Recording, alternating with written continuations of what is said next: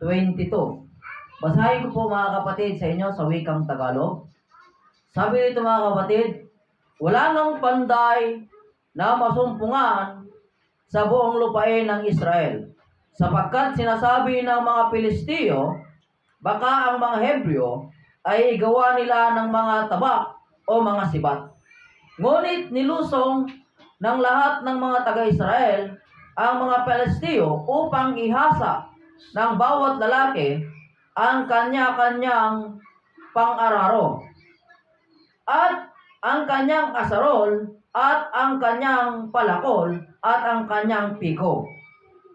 Gayon mayroon silang pangkikil sa mga piko at sa mga asarol at sa mga kalaykay at sa mga palakol at upang ipanghasa ng mga panundot. Sa gayoy nangyari na sa araw ng pagbabaka ay wala kahit tabak o sibat mang masumpungan sa kamay ng sinuman sa bayan na kasama ni Saul at ni Jonathan, kundi si Saul at si Jonathan na kanyang anak ang kinasumpungan lamang. Manalangin tayo mga kapatid. Dakilat mga baging Diyos, nabasa na po Panginoon ang iyong salita na gagamitin namin sa pangangaral sa araw na ito, Panginoon. Dakila ka sa aming kalagitnaan at ikaw nawa, Panginoon, ang maglangis sa iyong lingkod na mangangaral sa araw na ito. Magpadala ka, Panginoon, ng mga gandang rema upang mayasik kong maigi, Panginoon, ang iyong salita na kinakailangan ng bawat isa sa kakalago ng pananampalataya. Ikaw na rin po, Panginoon, ang mag-bless sa bawat kamay na patuloy na nagbibigay ng pananalapi sa simbahang ito. At maraming salamat, Panginoon, sa lahat ng iyong gagawin at sa lahat ng gagawin mo pa, Panginoon, sa aming buhay. In Jesus' name, amen. Palapakan natin ang Diyos, mga kapatid. Praise God. At malaya na po ang lahat na makaupo sa oras ito. At ang ating tema, mga kapatid, ay napamagatang nothing to fight with, nothing to grow with. Kapag walang pakikipagbaka, ay walang paglago. So, ayon sa ating text mga kapatid, sabi rito, nasa lugar ng Israel, sa panahon na yan, sa pamumuno ni King Saul, mga kapatid, at ng kanyang anak na si Jonathan, ay wala pong panday. Hello? Walang panday, mga kapatid. Hindi po si Fernando po yung usapin doon, mga kapatid, na ang panday, ha? O kaya si Coco Martin, mga kapatid. Hindi po sila. Sabi ng mga kapatid, ay walang panday na masumpungan sa lugar ng Israel. Dahil, mga kapatid, natatakot ang mga Pilisteo, baka merong gumawa ng sandata para sa mga Israelita. Kaya kung titignan natin maigi, mga kapatid, sa usaping iyan, ang meron lamang armas ay si King Saul, dahil nga siya ay nagiging hari sa panahon na yan, at ang kanyang anak na si Jonathan, sila lamang ang merong espada at sibat. At sa pangyayaring yan, mga kapatid, hindi pinapahintulutan ang mga Israelita na magkaroon ng panghasa. At dahil sa sila, mga kapatid, ay walang panghasa at wala silang panday, mga kapatid, sila po ay lumulusong sa lugar ng mga Palisteo para lang magpahasa, mga kapatid, at magpagawa ng kanilang araro, asarol, at kalaykay, mga kapatid. Bumiyahe pa sila papuntang Palisteo, sa mga Palestine, mga kapatid. Kaya kung titignan natin maigi, mga kapatid, ano ang buhay ng mga Israelita? How can they defend, mga kapatid, ang kanilang tribe? Paano nila mapoproteksyonan ang kanilang tribo, ang kanilang lahi, mga kapatid, sa kaaway? Ang meron lang sandata, mga kapatid, ay ang kanilang hari at yung anak ng hari na si Jonathan. Kaya kung titignan natin, ano ang itsura ng bayan na yan? Di ba? Pansinin nyo, mga kapatid. Paano paano sila makikipagbaka. Kaya sabi dito mga kapatid sa ating teksto, nothing to fight with, nothing to grow with. Kung hindi tayo makikipagbaka, hindi tayo lalago. Dahil ang sabi ng Panginoon mga kapatid, sa kanila, they need to conquer. Ikangkar ang lugar na yon mga kapatid. Pero sino mga kapatid ang hari? Diba?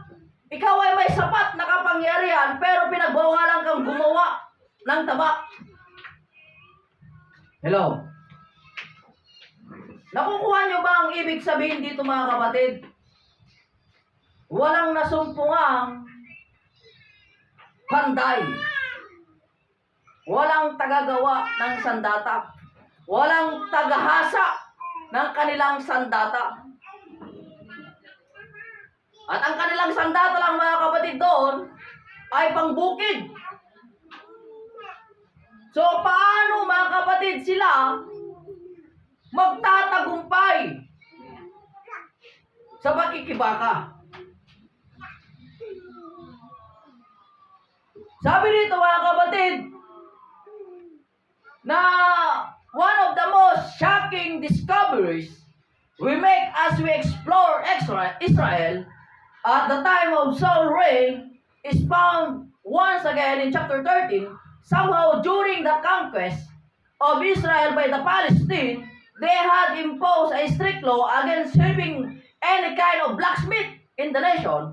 In other words, the Israelites were forbidden to have anyone qualified to make instruments of war or implements for agriculture.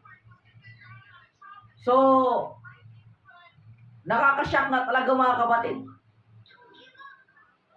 Sa panahon nila mga kapatid, panahon ng sakupan. Hello? Di ba yung panahon nila mga kapatid ay kailangan, kung tinatawag kang isang nation, meron kang kingdom mga kapatid, nagkakaroon ka ng kingdom dahil may nasasakop ka. At sa panahon na yan mga kapatid, ay sakupan. At ang Israel mga kapatid, paano sila makakasakop? Paano nila mapapalago ang kanilang kingdom kung sila naman ay walang armas? Hello? Di ba? Ang saklap mga kapatid. Pero kung kukunin natin yan dito sa spiritual mga kapatid, hello? Kung kukunin natin yan sa spiritual, ano ba ang ating sandata? The word of God is a sword. Ang salita ng Diyos ay yan ang ating espada.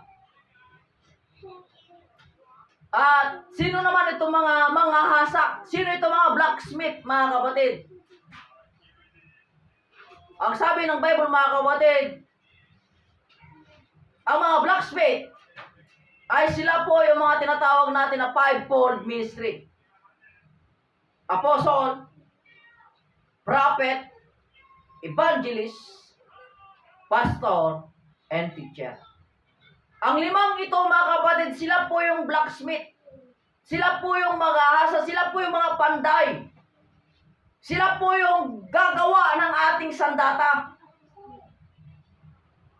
Then now mga kapatid, kung sa loob ng simbahan natin mga kapatid ay wala ang mga ito, pinagbabawalan tayo mga kapatid na magkaroon ng blacksmith sa loob ng church, na magkakaroon ng mga panday sa loob ng church mga kapatid. Paano lalago ang gawain? Di ba? Ang nakakaalam lang pala ng salita ng Diyos mga kapatid ay ang pastor at ang kanyang asawa. Di ba? Sila lang may alam. So anong mangyayari mga kapatid kung magkakaroon ng sakupan? At ang mananakop na yan mga kapatid ay walang iba kundi si Diablo. Paano mga kapatid kung biglang malingat si King Saul at si Jonathan mga kapatid at sinakop ang mga hindi wala sila, hindi nila may pagtatanggol ang kanilang sarili. In other words, mga kapatid, how it, mga kapatid, hindi nyo kami kasama. At may magtanong sa inyo ng salita ng Diyos. At wala kayong alam dahil nga pinigilan tayo magkaroon ng Sunday school teacher, mga kapatid, sa church. Pinigilan tayo magkaroon ng evangelist sa church. Pinigilan tayo magkaroon ng mga leader sa church at mga magpapahayag. Ngayon, mga kapatid, ano ang mangyayari? Hello. So, sabihin ko sa inyo, mga kapatid, ang naitalaga sa inyo na mga gampanin ay napakahalaga. Kasi nga, ang bawat tumatayo sa likod ng pulpitong ito na nagtuturo ng salita ng Diyos ay kayo po ang ginagamit ng Diyos upang mahasa ang mga sandata ng ating mga kasama. Para pagdating ng laban, mga kapatid, ay hindi po tayo dehado. Diba? Mahirap na mga kapatid na walang hasa-hasa ang ating mga sibat, ang ating espada, mga kapatid. Walang kahasa-hasa. Ano mangyayari? Alam niyo ba, sabi mga kapatid ng mga naglalaging mga kapatid, kapag mapurol ang iyong palakol, mga kapatid, sa paglalaging, kahit 100 beses mong hampasin yung puno, hindi babaon ng maigi ang iyong palakol. 100 na yun, ha? Pero sabi niya, pero pag maganda ang pagkakahasa ng iyong palakol, baka 10 beses lang na paghampas, mga kapatid, sa puno, tumba na. So, napakahalaga po yung paghahasa. Kaya napakahalaga, mga kapatid, ang pagdalo sa Sunday School. Napakahalaga, mga kapatid, ang pagdalo sa mga preaching. Napakahalaga, mga kapatid, ang pag-aaral ng salita ng Diyos. Dahil dito nga tayo nahahasa, mga kapatid. At kung lahat tayo, mga kapatid, ay matalim sa salita ng Diyos at magandang pagkakahasa sa atin, mga kapatid, madali tayong makapagsulwin. Di ba? Madali natin mapagtatagumpayan ang bawat paglilinis. Pero kung walang kahasa-hasa, mga kapatid, kaya nga sabi ko sa inyo na kinakailangan na natin magtalaga ng Sunday School. Kasi nga, mahirap, mga kapatid, kung sa loob ng church po natin, ang nakakaalam lang gumamit ng sandata ay ang pastor. Di ba? Mahirap naman yung mga kapatid kung ako lang po ang nakakaalam gumamit ng sandata o kaya ng salita ng Diyos at wala kayong alam. Paano yung pagpapasok tayo sa digmaan, mga kapatid, nandito tayo sa battlefield, mga kapatid? Eh, paano kung tayo ang punteriyahin? Paano natin dedepensahan ang ating sarili? Mahirap na, mga kapatid, na tatakbo ako at iikutin ko kayong lahat para madepensahan lang kayo. Eh, mag-isa ako, mga kapatid. Hintay lang ng Diablo, mga namang hina ako. At doon niya na ako titirahin kasi hina na ako. Di ba? Eh, kung lahat tayo, mga kapatid, ay nakahawak ng ating sandata at dinedepensahan natin ang sa ating sarili, mga kapatid, hindi tayo basta-basta matitinag. Pwede naman, mga kapatid, na palitan. O pahinga ka muna, ako muna lulusog. Di ba? Pag nakapahinga ka na, tapikin mo ako at palit tayo. Parang gano'n, parang prayer chain. Di ba? So, napakaganda, mga kapatid, kung gano'n po ang ating strategy o sistema, mga kapatid. Pero, paano naman yung mga kapatid, sinasabi doon na si Samuel, mga kapatid, meron siyang mga tao. Eh, wala silang armas, mga kapatid.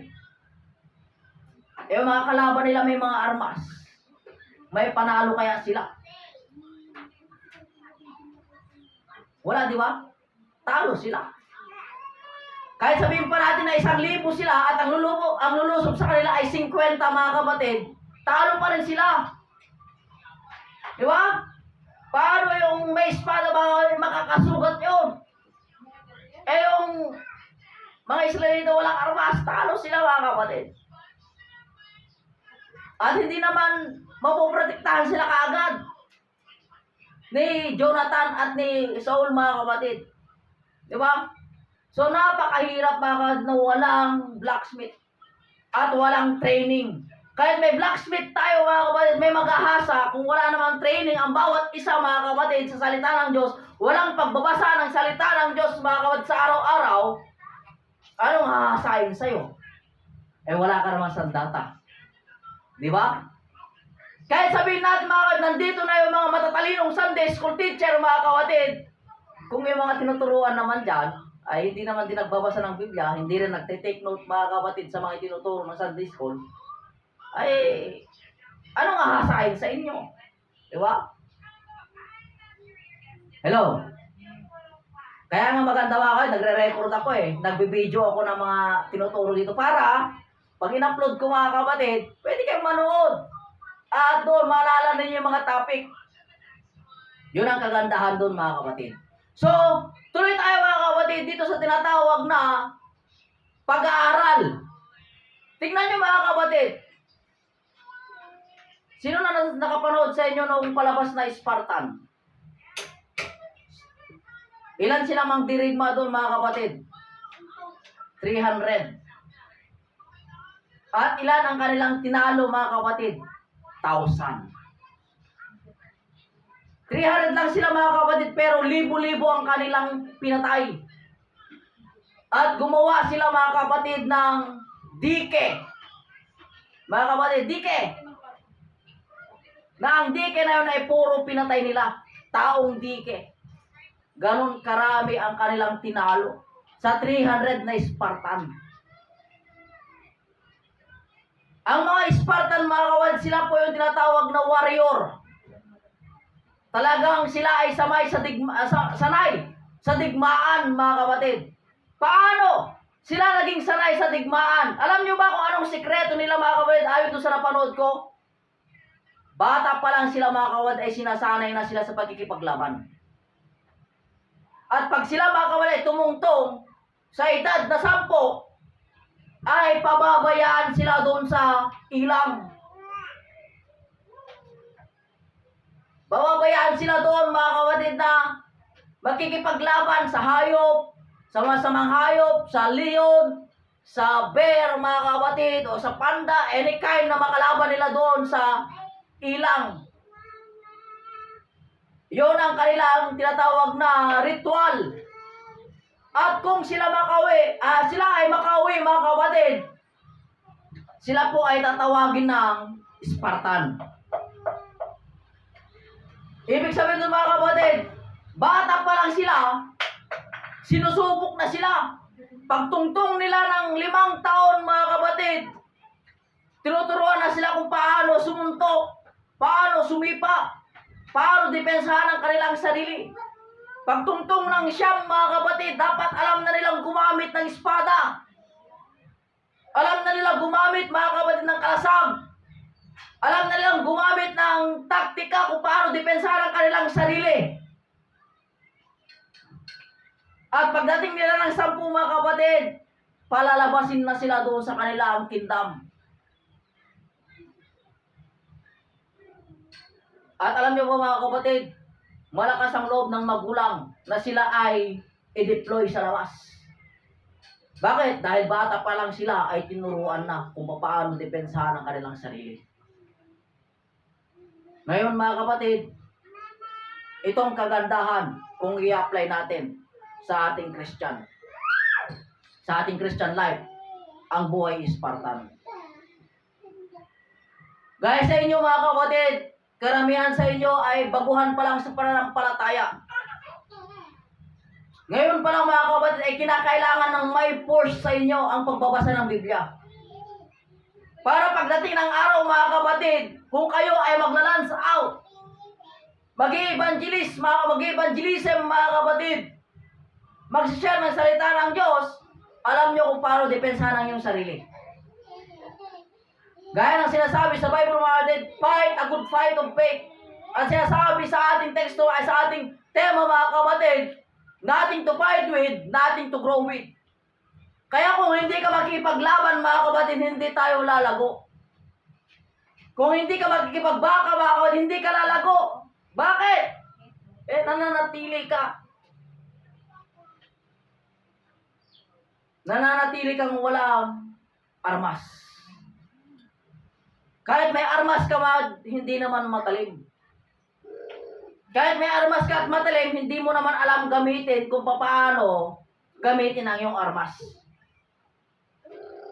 Kaya sa mga naitalaga dyan, mga Sunday school teacher, mga kapatid, kayo po ay nasa panahon na ng paggamit sa inyong sandata at kinakailangan lang mga kapatid, alam niyong gamitin ang sandata at kinakailangan mahasa palagi.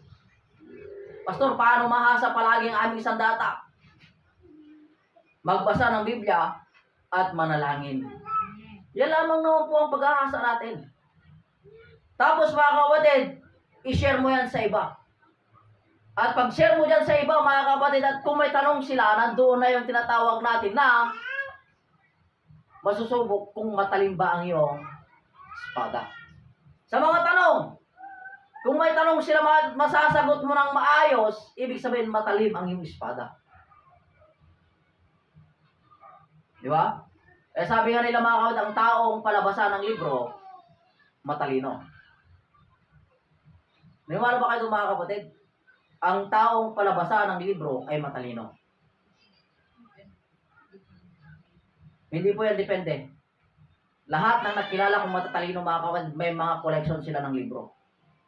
Lahat na nakilala ko. Huwag niyo sabing depende. Totoo yun. Simulan mo kay Ferdinand Marcos Sr. Itong presidente natin ngayon mga kapatid. Ha?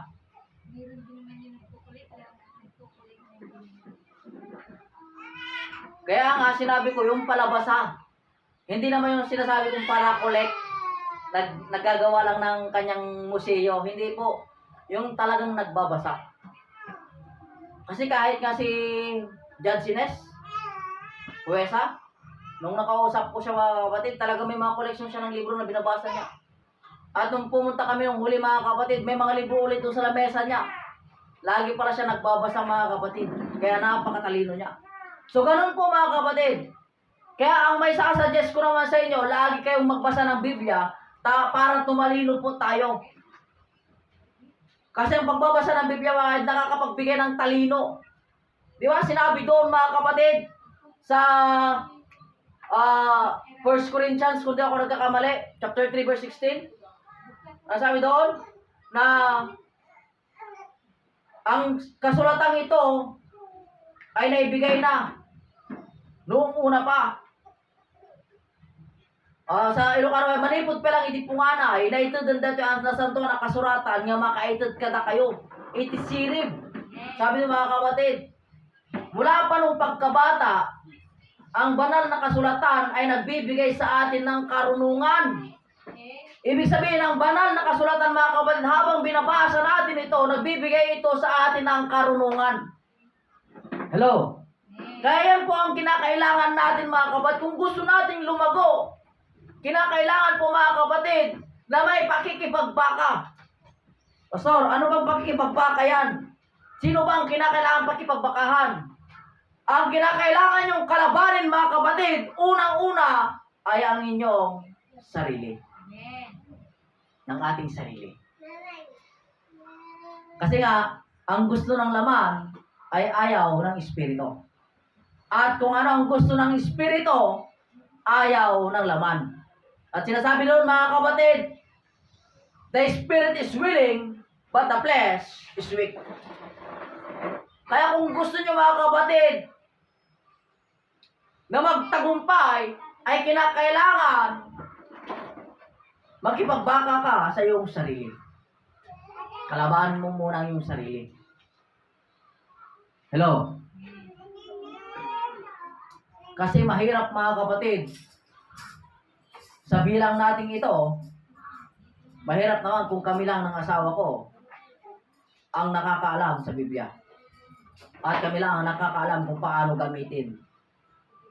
Kaya ini-encourage ko kayo palagi mga kapatid na magbasa tayo ng Biblia. Lagi tayong magbasa mga kapatid. Kahit simulan natin muna sa Genesis mga kapatid, Genesis to Revelation. Magbasa tayo araw-araw mga kapatid upang tayo ay lumago sa pananampalataya. Kung mapagtagumpayan natin ito mga kapatid, merong paglago sa atin. Bakit ko na-share ko sa inyo mga dahil ito po ay karanasan ko.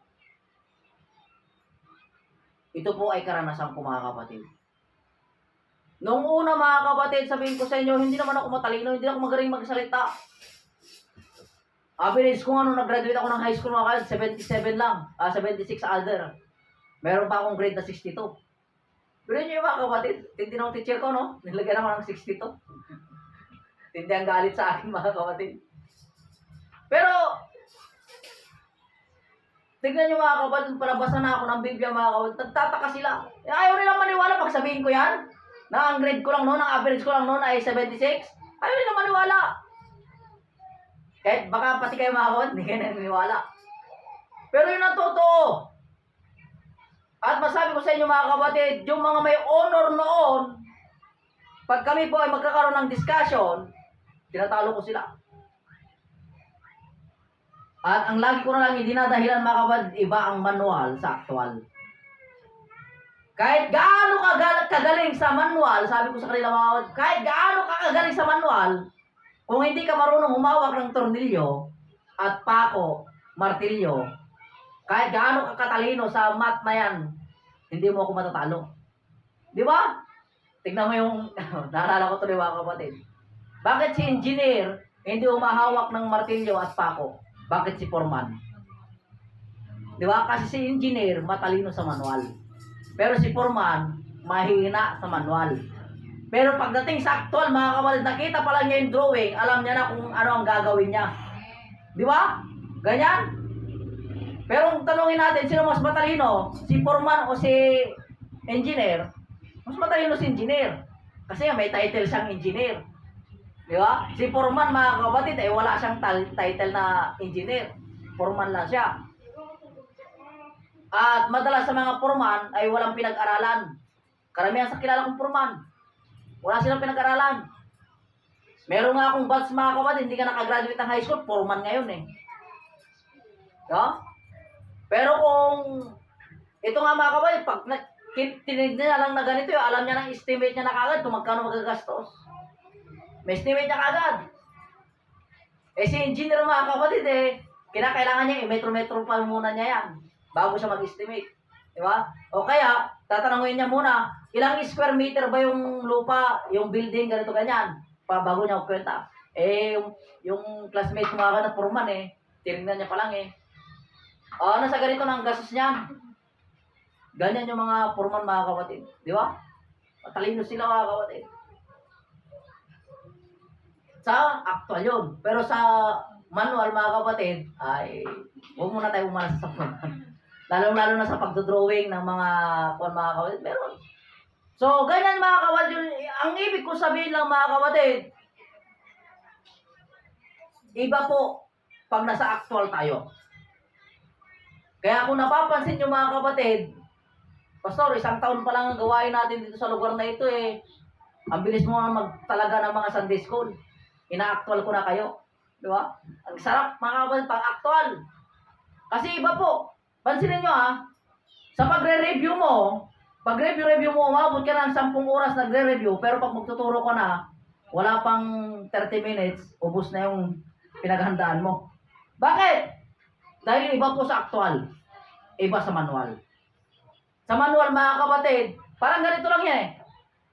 Pag nagsulat ka ng grammar, sentence mga kapatid, paragraph, ang ganda, di ba? English, fluent na English. Pero subukan mo mga kapatid, makipag-usap ka sa Amerikano, baka 3 word pa lang eh, nosebleed ka na. Di ba? Kasi sa akin mga kapatid, may kaibigan ako rito sa kibit-kibit, English. Egyptian sa mga kapatid. Pag nagkakwentuhan kami mga kapatid, mas marami yung utal ko kaysa dun sa nasasabi ko. Pero pag magsulat naman ako ng manual, ng ano mga kapatid, ng letter ng English, maganda naman. Kasi nga, iba yung manual sa actual. Kaya sabihin ko sa inyo mga kapatid, based on my own experience, mas magandang mag-actual ka muna bago ka mag-manual. Kasi pagdating mo sa manual mga kapatid, ang masasabi mo na lang, ganito pala yun, ito pala ang ibig sabihin nun. No? Pero sa actual kasi mga kapatid, maraming gagana kasi sa'yo. Gagana lahat. Kamay, paa, utak, mata, bunganga, ilong, tenga. Gagana lahat mga kapatid sa actual. Pero sa manual kasi mga kapatid, dalawa lang gumagana eh. Utak sa kamay. Diba? Sa manual, utak at kamay lang. Kaya nakakapag-focus siya maigi. Pero sa actual kasi mga kapatid, gagana lahat. Utak, mata, kamay, ilong, bunganga, paa, kamay. Gagana lahat yan mga kapatid sa actual. Kaya, sabi nga nag-sponsor sa akin sa Bible School noon mga kapatid, ang makukuha mo lang sa school ay 30%.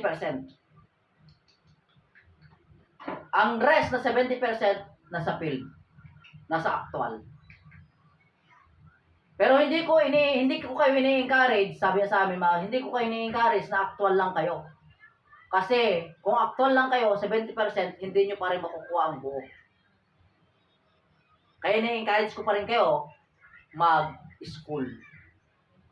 Kasi nga, pagpunta mo sa school, 30% nakuha mo na at yung 70% sa field.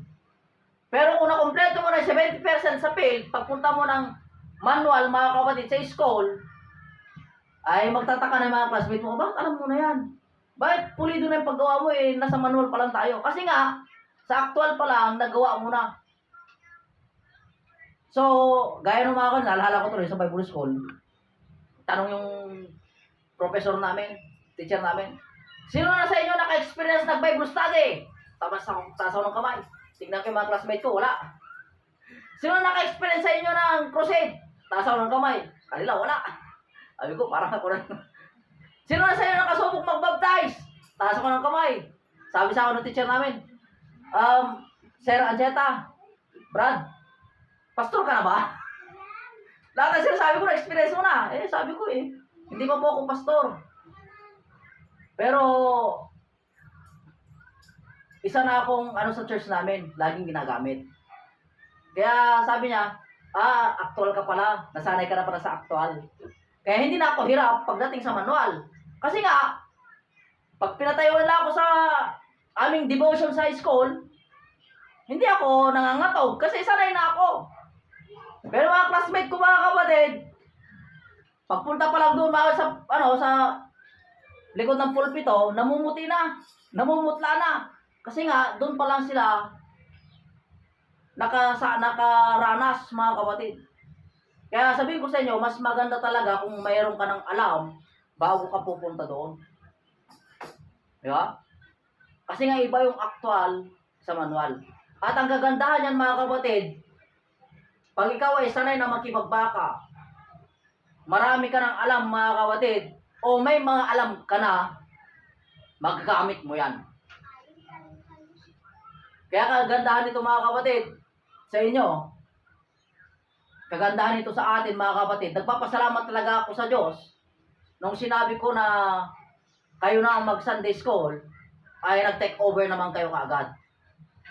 Alam niyo ba mga kapatid kung anong kagalakan ang nararamdaman ko doon? Alam niyo ba kung anong sinasabi ko sa akin sarili? Hindi ako failure na pastor. Hindi ako failure. Hindi ako nagkamali. Kasi, kapag kayo ay tumanggi, ibig sabihin mga kapatid, hindi ko napalakas ang inyong loob. At wala akong naiturong maayos sa inyo. Di ba ganun lang naman Di ba? Yung anak mo, sabi mo, sige lang. Pero ayaw niya. Di ba medyo, ano kayang kulang sa anak ko? Bakit? Parang nalabudoy ng tignay. Di ba? Hindi naman kami ganyan. So, mayroong kulang. At alam niyo ba mga kung anong unang pinagpapasalamat ng teacher? May natututunan ang kanyang tinuturuan. Pero kung ang iyong tinuturuan ay walang natututunan, nakasar ka eh, di ba? May share ko lang, may dagdag ko lang mga kawad. Naalala ko yung pamangkin ni Sister Clarice. Mahina talaga yung kote. May asawa na. Nag-asawa na ba yun? GR? May girlfriend na. Tinuturuan ko ang patungkol sa math. Doon pa lang kami sa 7 minus 3, mga kapatid. Paulit-ulit kami doon. Hindi niya talaga naiintindihan. Ayaw pumasok sa utak niya.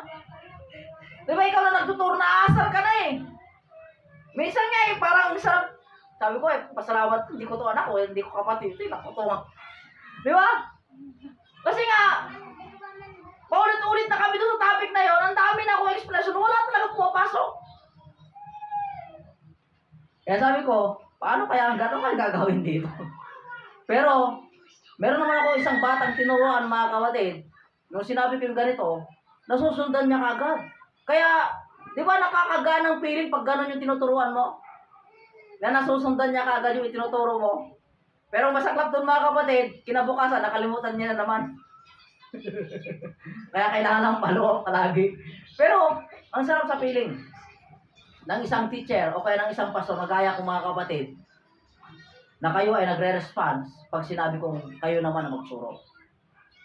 So, napakasarap. Lalo-lalo na kung naririnig ko yung mga tinuturo niyo mga kapatid, talagang nakakalakas loob. At lalo tulong, parang ang labas mga kapatid, parang nare-renew ako mga kapatid. Gaya nung tinuro ng Sunday School natin kanina, biglang naiano sa utak ko, tama, ang ganda nun na. Bakit hindi ko naisip yun? Parang gano'n mga kapatid. Kasi ilang beses ko na tinatopic yung trust in the Lord, pero hindi ko naisip yung maze na yon. Parang gano'n mga kapatid. Kaya, maganda rin, sabi nga ng Bible, may panahon na ikaw ay makikinig. At may panahon din na ikaw ay magsasalita. Kaya sa inyong mga Sunday School ngayon, mga panahon naman ninyong magsalita. Para ako naman ang makinig at nang madagdagan din ang aking knowledge. Kasi meron kayong alam na hindi sumagi sa utak ko. At meron din akong alam na hindi rin sumagi sa utak ninyo. Kaya ito yung sinasabi ni Apostol Pablo mga kapatid, na kayo ay magbahagian ng tinapay. Magbahagian tayo mga kapatid. Kasi nga, meron kayong alam na hindi na sumasali sa utak ko. Tignan nyo mga yung maze na yun ha. Talagang hanggang ngayon napakaliwanag ng drawing ng maze na yun sa akin mga kapatid. Na ganun pala talaga ang nilalakaran natin.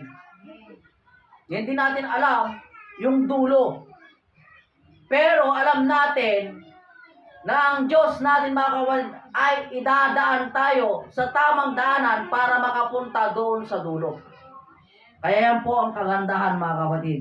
Kaya kung gusto nating lalong mapalago ang ating pananampalataya at pagtitiwala sa Diyos mga kapatid, gawin lang natin ang kalooban niya. Magtiwala tayo sa Kanya at Siya ang magtutuwid ng ating landas. Habang